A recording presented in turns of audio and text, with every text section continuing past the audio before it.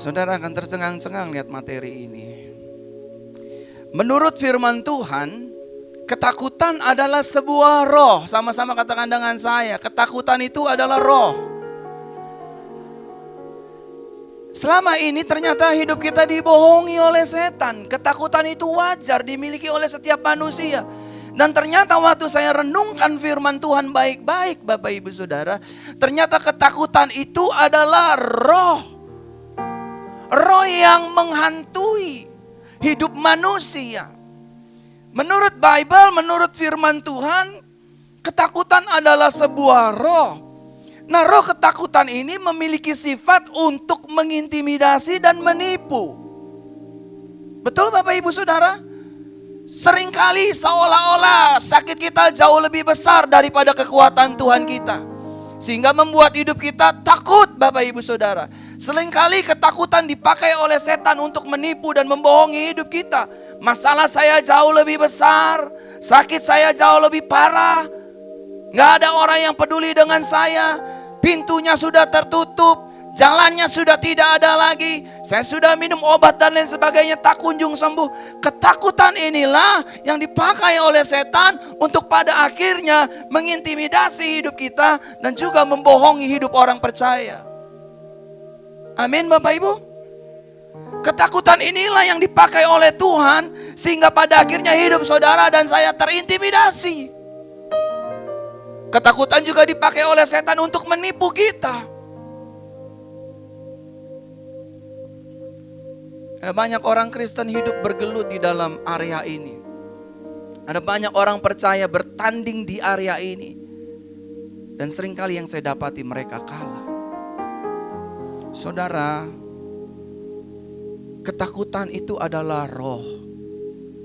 Manusia itu tubuh, jiwa, dan roh. Manusia tidak bisa melawan ketakutan dengan kedagingannya, dengan kepintarannya, dengan kecerdasannya, dengan kekayaannya, dengan kehebatannya, dengan keterkenalannya, dengan kemasyurannya. Kita tidak bisa mengalahkan ketakutan itu Bapak Ibu. Yang bisa mengalahkan setiap ketakutan adalah dengan kuasa Roh Kudus yang Tuhan beri dalam hidup kita ketika kita aktifkan Roh Kudus on in our life. Ketakutan itu gak bisa nguasain hidup kita. Tahukah firman berkata, Yesus berkata, bapa dari segala dusta adalah iblis. Senjata ini dipakai oleh iblis untuk menghantui kita, membayangi kita, membelenggu kita, memenjara hidup kita. Setiap hari kita hidup dalam ketakutan demi ketakutan. Takut masalah makan, takut masalah rumah tangga, takut biaya cicilan, takut biaya kontrakan, takut untuk tidak maju, takut untuk biaya studi sekolah, takut untuk bangun gedung gereja ini dan lain sebagainya. Isinya semua takut. Ini roh Bapak Ibu yang harus kita lawan bersama dengan kekuatan Roh Kudus. Karena roh ketakutan itu sifatnya mengintimidasi dan menipu. Dan saudara perlu ketahui baik-baik bahwa yang namanya roh ketakutan itu bukan berasal dari Tuhan. Sama-sama katakan dengan saya, ketakutan. Belum semua ketakutan. Sekali lagi, setiap ketakutan bukan berasal dari Tuhan. 2 Timotius pasal 1 ayat 7. Ini buktinya. Sebab Tuhan atau Elohim tidak memberikan kepada kita roh ketakutan, melainkan kuasa dan kasih dan pengendalian diri. Jadi Tuhan, Yesus saudara dan saya tidak memberikan kita roh ketakutan. Jadi dari mana roh ketakutan itu datang Bapak Ibu Saudara? Yang pertama, roh ketakutan itu datang selalu dari pihak iblis. Selalu dari pihak setan. Dan adapun tujuan roh ketakutan itu diberikan bagi hidup orang percaya. Yang pertama, untuk membelenggu hidup kita dengan fakta kehidupan. Setuju Bapak Ibu? Ketakutan diberikan bagi hidup orang percaya oleh setan agar saudara dan saya hidupnya terbelenggu dengan fakta kehidupan. Oh memang saya sakitnya stadium 4, saya ini kanker, saya ini tumor, saya ini orang miskin, saya ini gak bisa kaya, saya ini gak bisa sukses, saya ini memang penjina, saya ini memang mantan pelakor. Semua yang jelek-jelek iblis coba tekan hidup kita dengan ketakutan. Memang saya lahir dari keluarga miskin. Memang papa mama saya miskin, gak punya uang. Bagaimana bayar kredit? Bagaimana bayar cicilan? Bagaimana bayar utang saya? Ditekan setiap hari, saudara.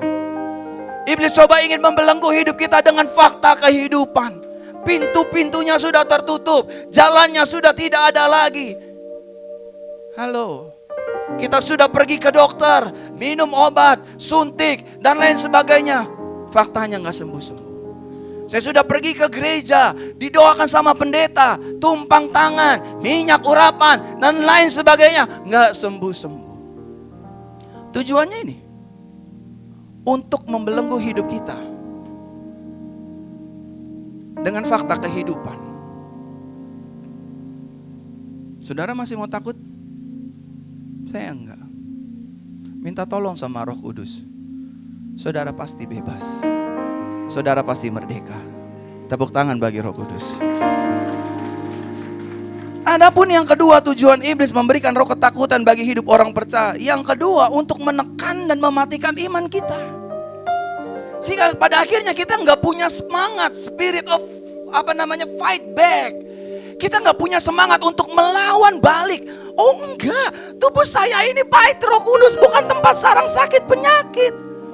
Sehingga pada akhirnya kita nggak punya kekuatan untuk ngomong itu.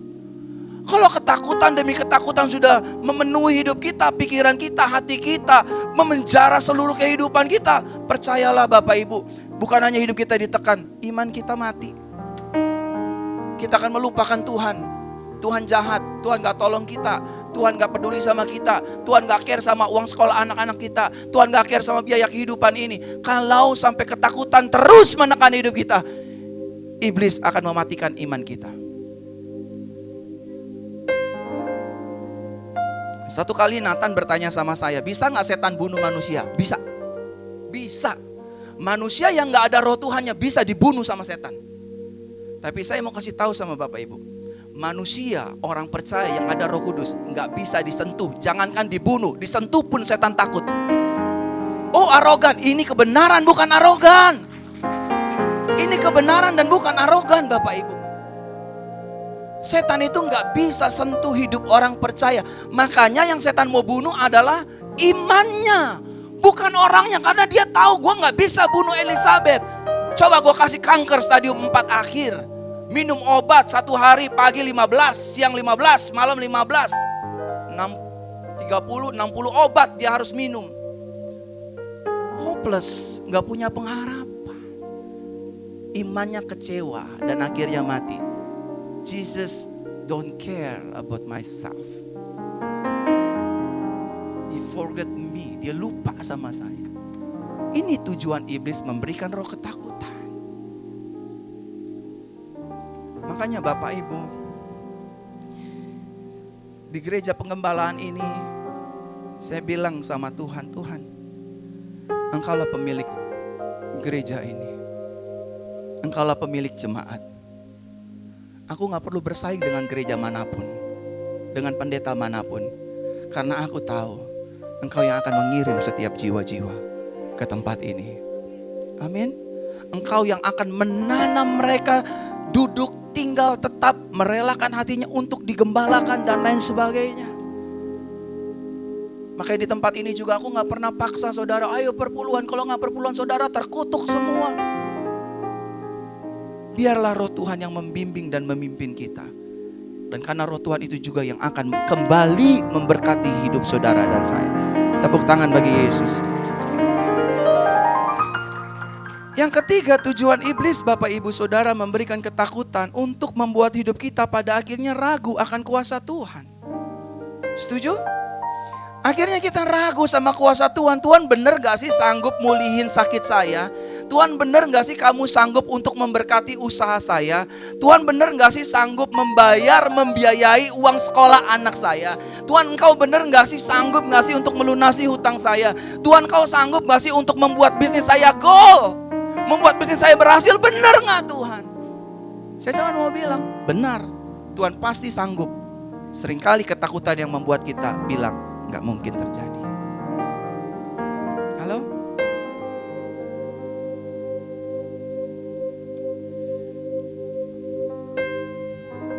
Iblis itu pendusta Bapak Ibu. Iblis itu pembohong. Makanya kalau ada mulai hari ini saudara pulang dari tempat ini, muncul aja sedikit roh ketakutan, saudara praktekkan, ini bukan dari Tuhan. Tolak dalam nama Yesus. Roh Kudus tolong saya. Kalau sampai ada suara di hati, di pikiran kita, waduh, batuk, lama-lama sakit paru-paru tuh, tolak, itu bukan dari Tuhan. Yang dari Tuhan itu selalu membangun, memberkati, mempromosikan, dan membuat hidup kita damai sejahtera. Tepuk tangan. Iblis bisa pakai orang lain untuk menekan hidup kita, untuk memberikan ketakutan juga. Mungkin dari partner bisnis, teman kantor, teman pelayanan. Lihat lo ya, gue gak tolong lo ya, gue gak bantu lo. Sehingga pada akhirnya kita takut. Takut untuk melangkah. Saudara percayalah, setiap langkah kaki kita disertai oleh roh Tuhan. Setiap jalan Bapak Ibu Saudara, setiap langkah demi langkah kita disertai oleh perkenanan Tuhan. Saudara dan saya adalah biji matanya Tuhan. Saudara dan saya adalah kesayangannya Tuhan. Saya gak mau tahu seberapapun kesalahan Bapak Ibu Saudara, semerah apapun dosa saudara. Yesus berkata di atas kayu salib, it is finished.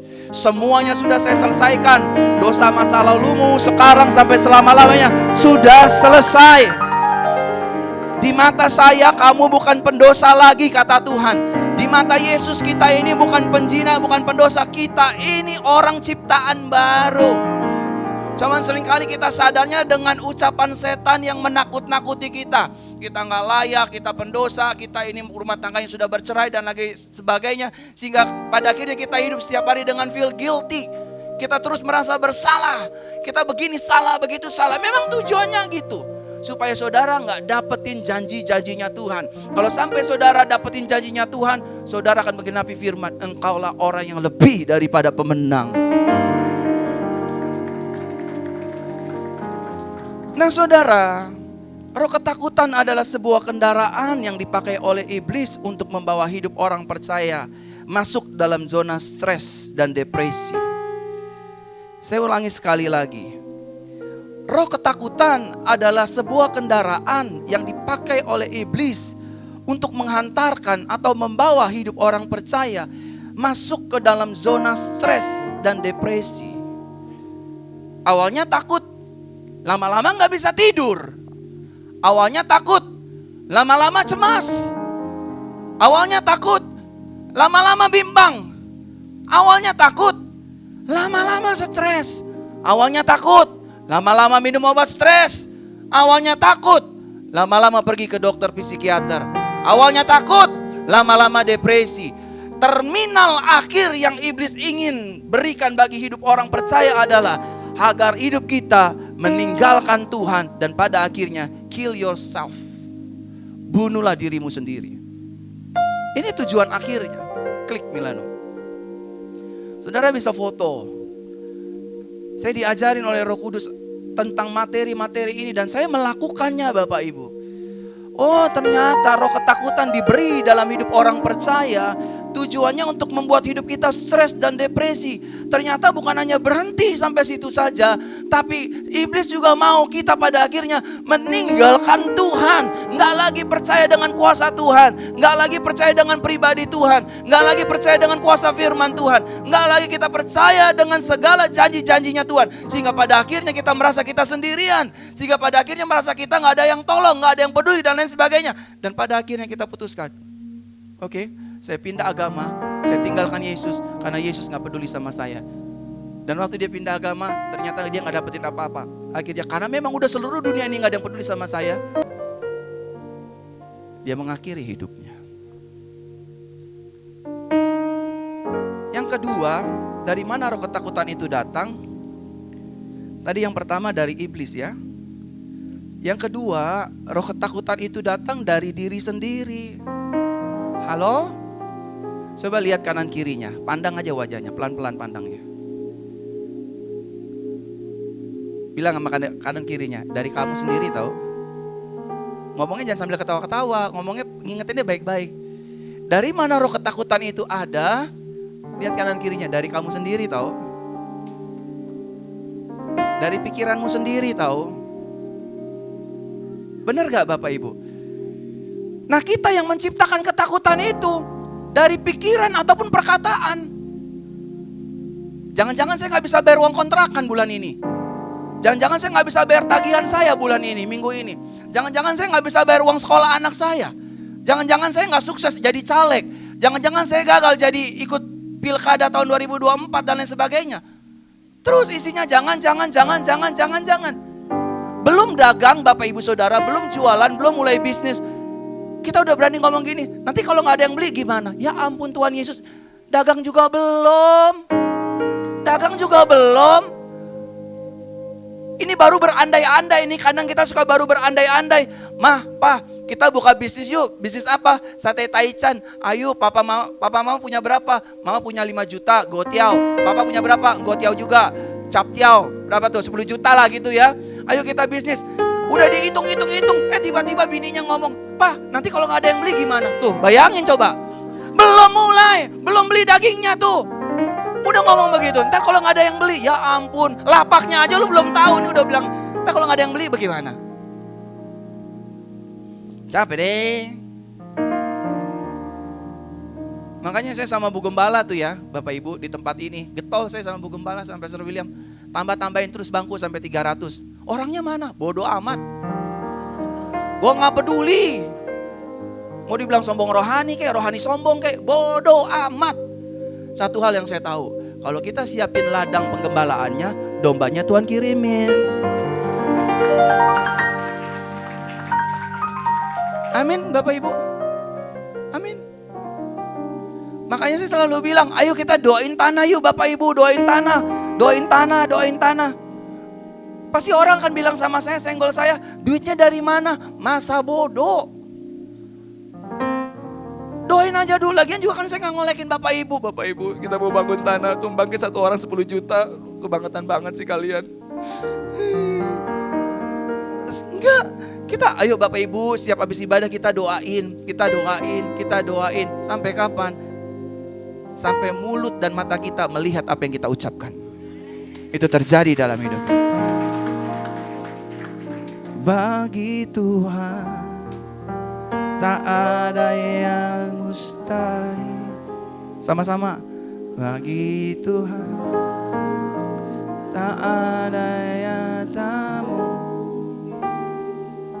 mujizatnya disediakan.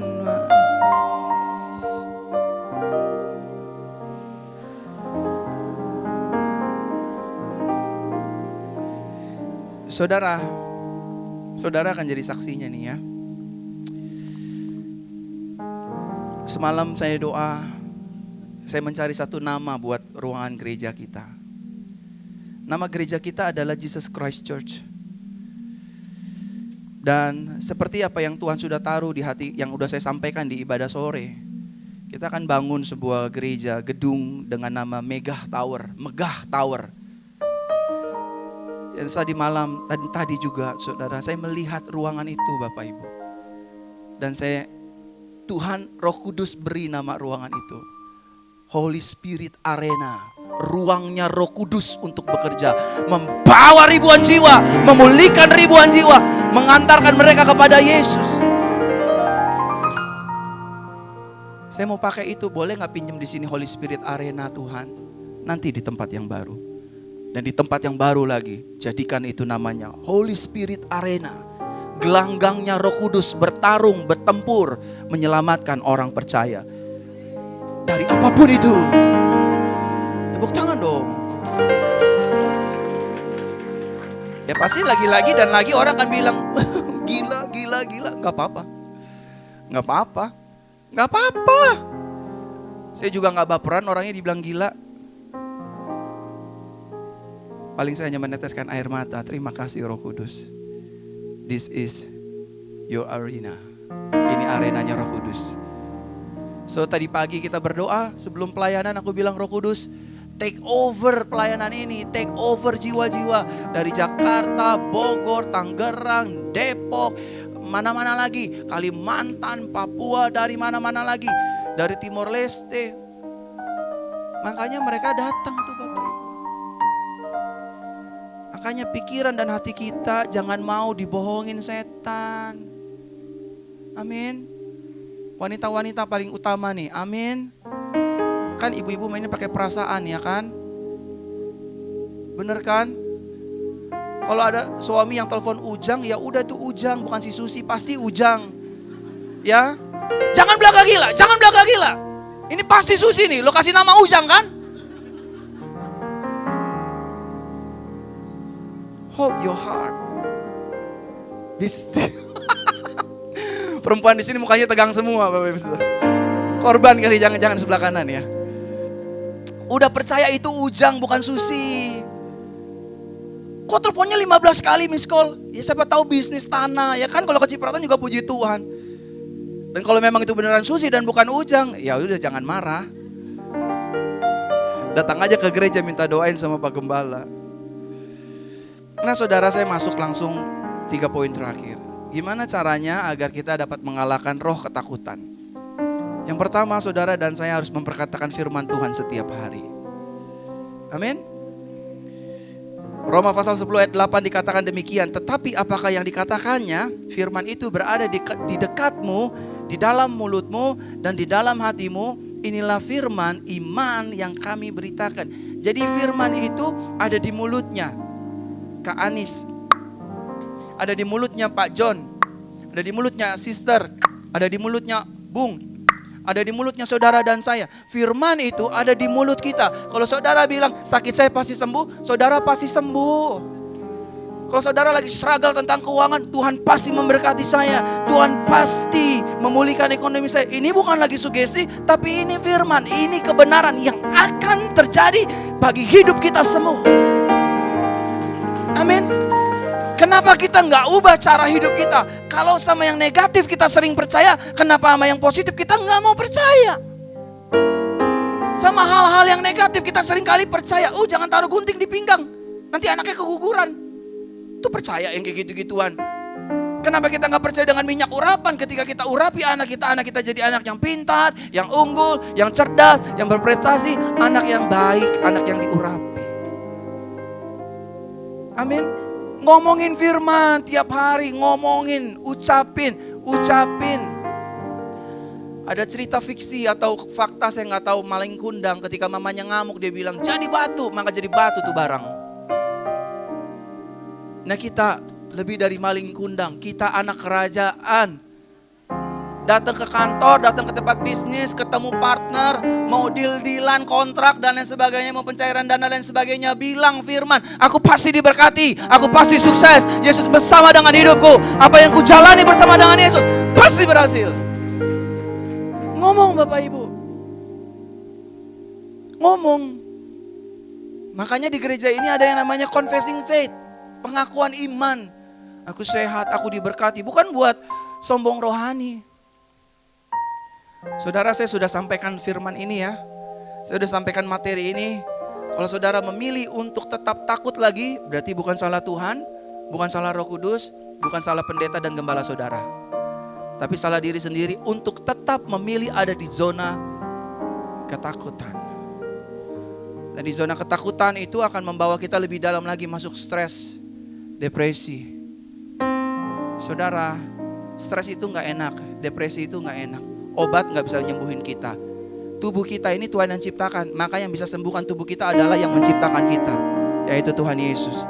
Yang kedua, gimana caranya kita mengalahkan setiap roh ketakutan? Kita harus mengaktifkan kuasa Roh Kudus. Ini yang paling saya demen. Aktifkan kuasa Roh Kudus. Bilang sama Roh Kudus, ambil alih hidup saya Roh Kudus. Ambil alih usaha saya Roh Kudus. Saudara nih lagi mau ngadepin orang tanda tangan tender, kontrak pencairan, bilang sama Roh Kudus, ambil alih. Karena Roh Kudus dari kitab Kejadian sampai Wahyu, dialah yang menggerakkan hati manusia. Mau agamanya Muslim, Hindu, Buddha, apapun kepercayaannya. Kalau Roh Kudus beserta dengan kita, pasti akan berhasil. Pasti. Kemarin saya habis berdoa dan menyambangi salah satu ketua HIPMI di bangsa ini. Kita janjian jam 9 pagi, ternyata dia harus ketemu menteri PUPR atau menteri apa sih? Men Marves ya, menteri. Iya. Dia ketemu menteri, saya cuma bilang sama dia, "Sister, taruh minyak urapan di keningmu dan perkatakan, Roh Kudus yang ada dalamku memimpin, membimbing bisnisku dan semua akan cair." Saudara, hari itu dia bilang sama saya, semua cair Pak, semua ditanda tangan. Agamanya beda, kepercayaannya beda, kastanya beda, seluruh kehidupan ada di tangan Roh Kudus. Ini belum apa-apa kita udah takut, aduh dia kaya, kita miskin. Ini buat yang jomblo-jomblo juga puji Tuhan nih. Kalau lihat perempuan cantik, jangan takut, Roh Kudus bersama dengan saya. Tutup mata papanya Tuhan. Jangan lihat yang saya sekarang, lihat saya 5 tahun lagi, kata papanya kelamaan.